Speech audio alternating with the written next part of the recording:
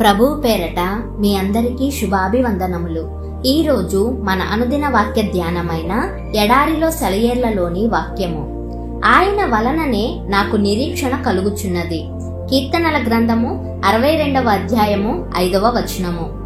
మనం అడిగిన వాటికి సమాధానాల కోసం కనిపెట్టడాన్ని సాధారణంగా నిర్లక్ష్యం చేస్తుంటాము.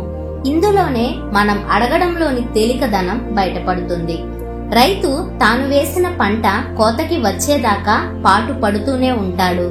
గురి చూసి కొట్టే ఆటగాడు తాను విసిరినది గురికి తగిలేదాకా చాలించుకోడు. ఓ డాక్టర్ అయితే తాను వేసిన మందు ఎలా పనిచేస్తున్నదో కనిపెట్టి చూస్తుంటాడు. మరి క్రైస్తవుడు తన ప్రార్థనా ఫలితాల కోసం ఎందువల్ల పట్టుదలతో కనిపెట్టడం లేదు?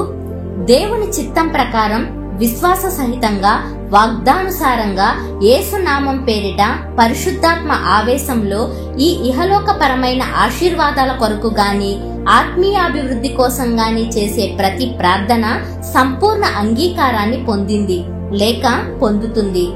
దేవుడు ఎప్పుడూ తన ప్రజల విన్నపాలను అభిప్రాయాలను మొత్తం మీద ఉన్నవి ఉన్నట్టుగానే స్వీకరిస్తాడు. తద్వారా ఆయనకి మహిమ, వారికి నిత్యము ఆత్మీయ క్షేమము కలుగుతాయి. క్రీస్తు కరుణ నాశించి ఆయన దగ్గరికి వచ్చిన ఒక్క అభ్యర్థనను కూడా ఆయన నిరాకరించినట్టు కనబడదు. అందుకనే ఆయన పేరిట మనం చేసే ఏ ప్రార్థన కూడా వృధాగా పోదని మనం నమ్ముతాము. ఓ ప్రార్థనకి జవాబు మనలను చేరవస్తూ ఉంటుంది.